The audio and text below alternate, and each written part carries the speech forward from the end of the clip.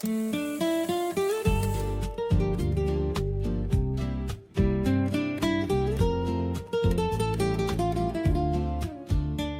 大家好，我是月月，我现在人在杜拜的机场。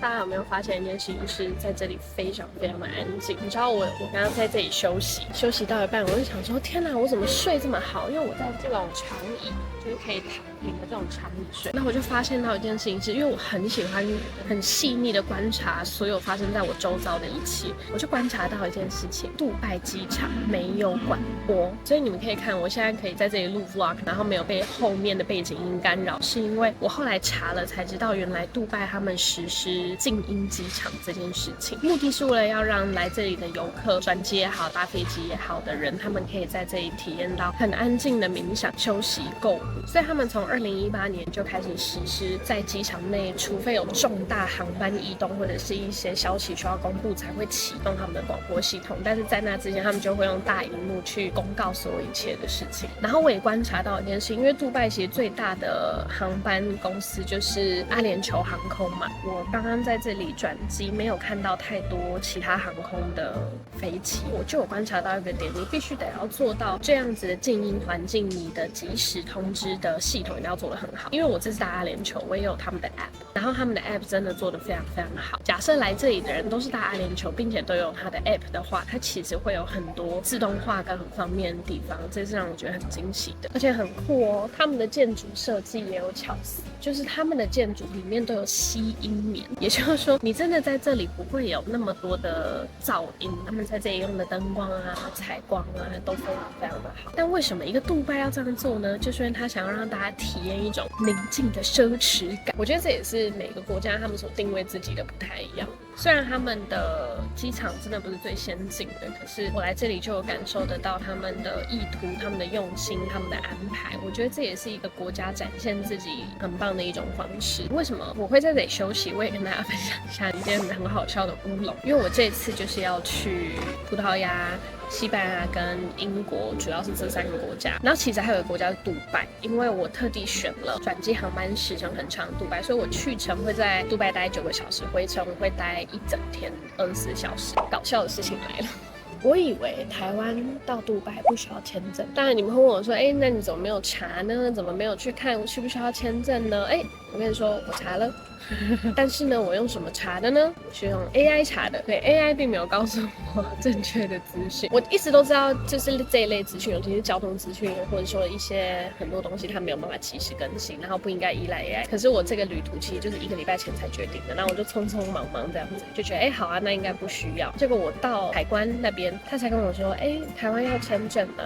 那我就瞪大眼睛跟他讲说，啊，台湾要签证？然后他可能心里也就觉得想说，我怎么会不知道要签证呢？然后就让我回去这样子，然后我想说，哇，那我当下申请签证也来不及，我只好就是好好逛逛这个偌大的机场了。但还好，我去程才转机9小时，回程我转机24小时，这个时候我就提前申请签证了，所以一切也都是最好的安排啦。至少是让我在转机这9个小时的时候，时间还算短。这9个小时在干嘛嘞？我就是休息，躺着，做了一下工作。我有录影片，就是我就想说，好，那不然我应该可以录一支在机场里面怎么去转换自己能量的一支影片。所以大家现在此刻看到这个时候，应该我的个人的 IG 账号就有上影片，所以你们可以上去看。如果你想要知道怎么样在飞机上保护自己的能量，因为我们人离开到一个地方，其实我们的灵魂会需要一个适应期。那怎么样让这个适应期，尤其转机是一个很好的适应过程，让自己舒服一点呢？然后也让自己有一个新的旅程要开始了，整个身心灵3个能量是稳定跟有被定位好的，你就可以在我的 IG 上面看。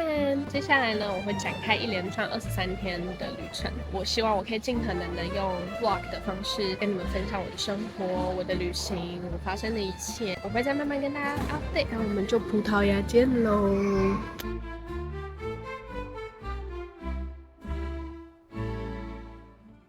Garoto, sou sua fã, fã, fã.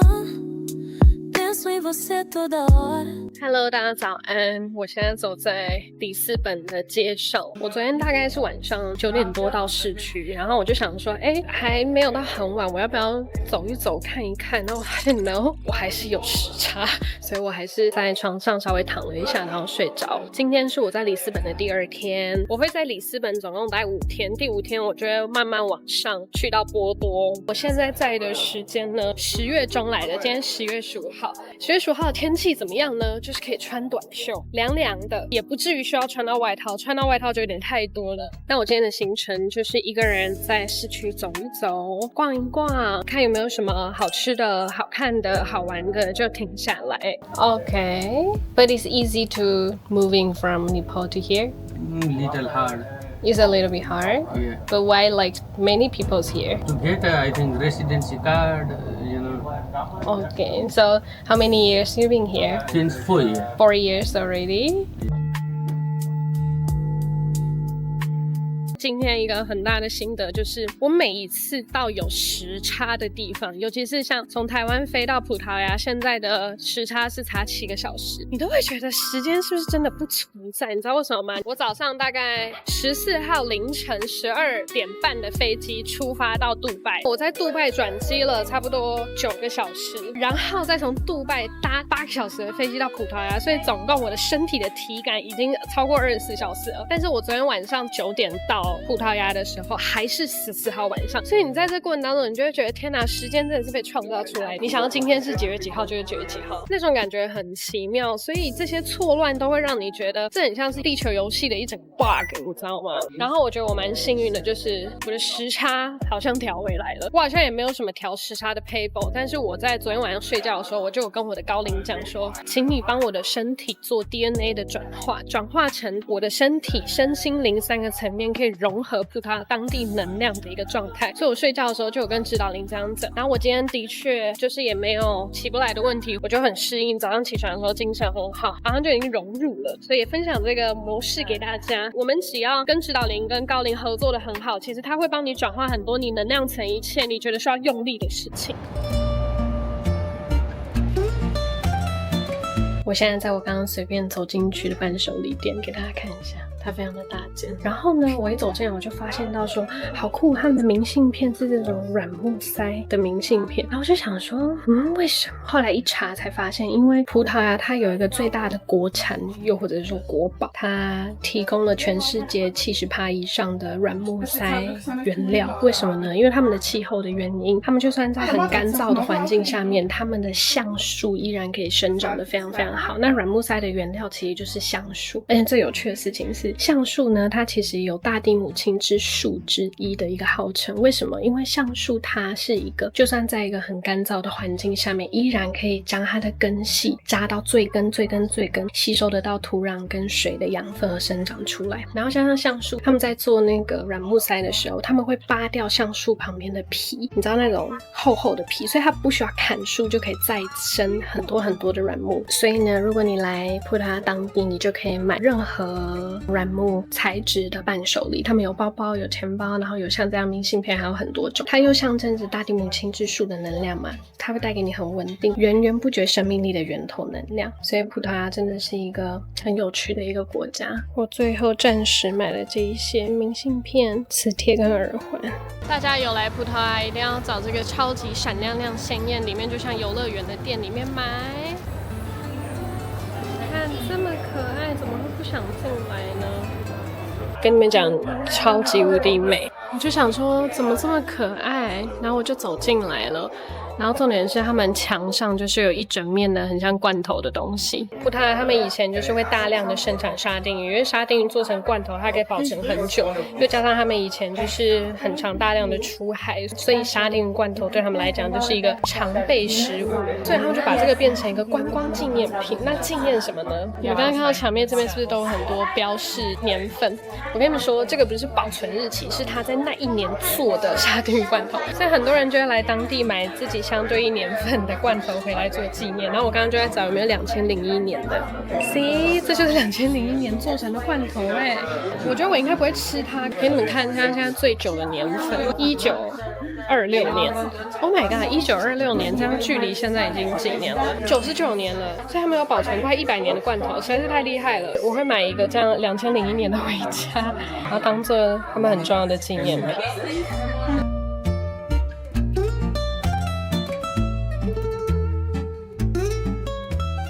我来吃他们当地非常有名的早午餐店，是 avocado。哇，他们有可看起来好好吃。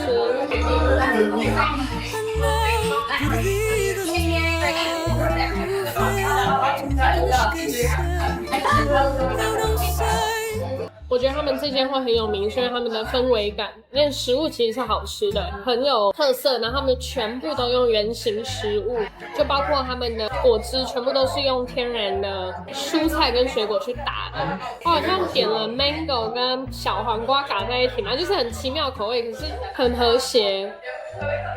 好喝，而且氛围感又很好。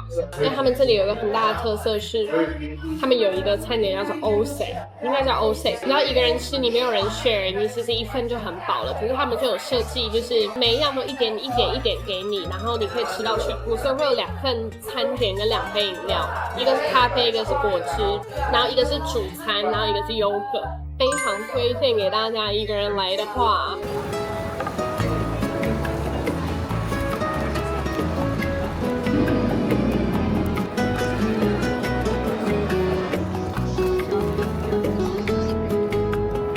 我现在在他们胜利拱门的广场休息，因为我刚刚实在是吃太饱了。我原本是要走去旁边的一个城堡，结果后来我就在很远的地方就看到好美的风景，就是这里。这边就是他们很有名的拱门，刚刚很有趣哦。我从建筑物城市里面穿越那个拱门，走到这个地方，后面这边就是海，然后我就突然有一个很神奇的连接，我就想说天哪，是什么样子的东西？然后我就来感应看看，我就发现哇，我现在讲都有一点鼻酸，为什么呢？我去查了一下这个胜利拱门的历史，然后才发现其实葡萄牙它在1755年那个时候发生一个非常非常严重的大地震，那个大地震还伴随着非常大的海啸，因为他们其实旁边这边就是海。那葡萄牙它其实是欧亚板块跟非洲板块一个交界处，当时那个大地震是在很短的时间内摧毁整个城市，然后那个时候的伤亡据统计应该有7万到9万的人，而且那一天是万圣节。我感受到的一个很强的能量，跟为什么我现在有被共鸣到，有个很大的原因是因为其实那一年发生了这一次的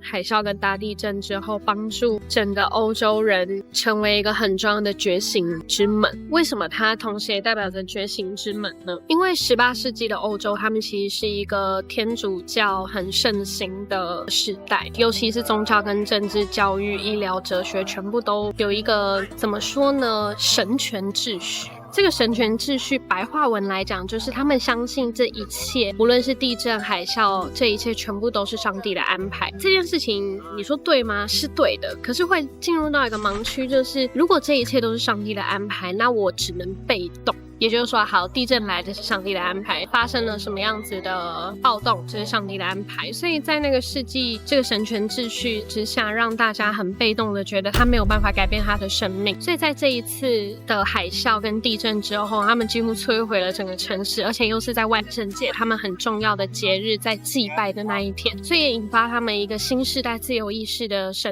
的运动，让他们开始去跳脱框架说，如果真的是神的安排，为什么要在这么神圣的日子里？是不是在这个过程当中有其他要告诉我们的事情？所以在那个事件过后呢，基本上葡萄牙它就兴起了一个新的意识，是我可以主动创造跟选择，因为我是可以跟神共创的。因为他们就开始会去反思，开始去思考人跟神之间的关系，我跟宇宙之间的关系。我觉得这就很像是我们所有人在进入灵性启发的时候，我们会第一个阶段会是我很相信宇宙的安排，然后相信到后面你会开始觉得躺平，反正这一切都是被安排好的，这一切都是天注定，我没有办法决定。到第二个阶段你才会来到说我是创造者，我才是那个主导这一切的人。没错，很多东西都是集体意识，可是在这个集体意识之下，我也是集体意识其中一个很重要的意识体。我这里怎么样改变，也许后面就会有不一样子的决定跟安排跟平行时空被发生跟被分裂。所以这是一个很重要的阶段，也让葡萄牙成为了一个灵性觉醒很重要的一个城市。我想这也是为什么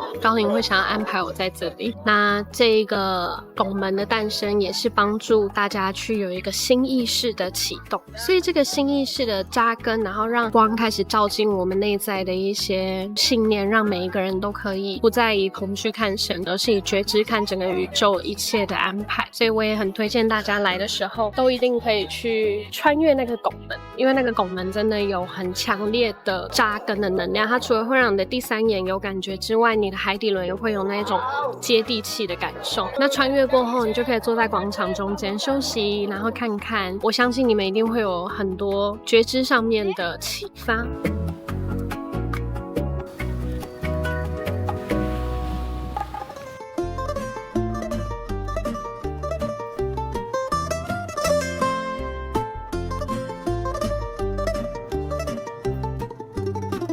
我现在来到他们的城堡，在这里他们有7个主要的高山丘，然后这个城堡是其中一个很有名的，因为这个城堡也是为了纪念他们的历史所盖的。可是很酷的事情是，你可以俯瞰整个城市的美景，你除了可以看到飞机的起降，还可以看到他们的红色屋顶的建筑物，然后再看到他们的海，应该是说他们的河，可是这条河最终会流向大西洋。这个是他们这座半岛里面最长的一条河。这个城堡呢，是之前他们国王加冕然后居住，这里算是一个很重要的要塞。他们很多的一些军事防卫跟发展都是在这座城堡里面。然后来这里，因为你可以俯瞰整个城市，所以来这里其实是一个太阳轮很强的一个能量点，所以你不妨就可以坐在这里，什么都不做，就只要在这里，然后静静的去观想过去可能在这里发生的历史，在这里的感受。其实从这个视角看下去，会有一股力量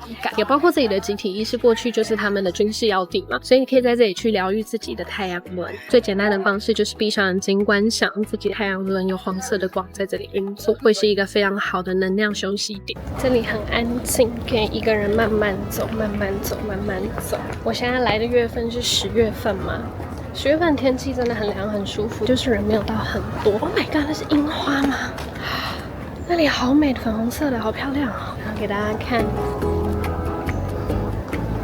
一个人旅行依然可以在这里漫步走一走，很舒服。而且一个人旅行比较容易听得到自己的内在的声音跟节奏，因为你没有人可以依赖，你没有人需要照顾，你唯一要专注的事情就是把自己照顾好。所以独旅真的一方面好像是在往外探索，可是我觉得会有一种很深的疗愈跟充电感。这也是为什么每隔一段时间我都很需要透过一场旅行来整合自己，因为你在一个固有的环境里面，你真的思考会僵化，你就很难听到自己真正更创新更有可能性的自己的声音。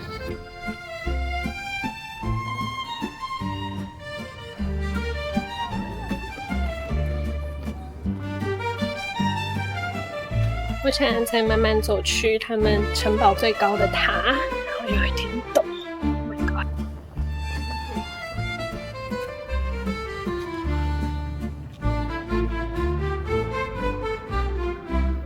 超级美，你可以从每个洞口看出去都是不一样的风景。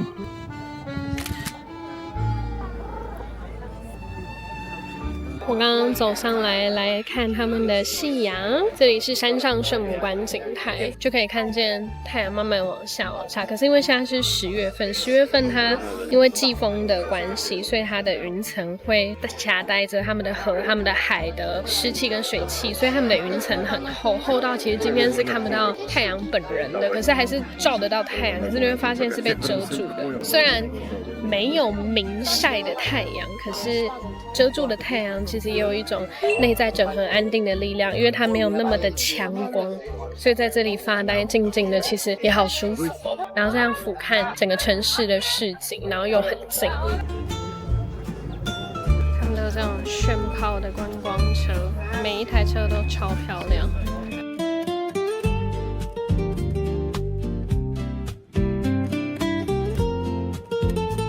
现在是里斯本的晚上，等一下要去吃一间餐厅，叫做 Claro Fado， 定位是晚上9点，现在才8点多。我想说在这附近晃一晃，然后就来到了教堂。那 Fado 是什么呢？是他们当地的音乐，可以这样子讲。那这个音乐它有一个很独特的起源是来自于因为之前讲的地震跟海啸，所以每个人的内在都有一股可能自己的感受跟哀伤，所以 Fado 它这个音乐的风格呢，就是比较偏那一种节奏航海民谣的那一种。Fado 它在中文翻译的意思很有趣哦，它叫做想念一个人，怀念一个时光，知道他不会回来，但仍然爱的感觉，就有点像是就灵魂深处每个人内在都有一个优雅的痛，然后他们透过音乐的方式唱出来。那我去这间餐厅是当地比较有名的，你可以边吃饭，然后有一个表演这样子风格的组合，然后在旁边歌唱这样子。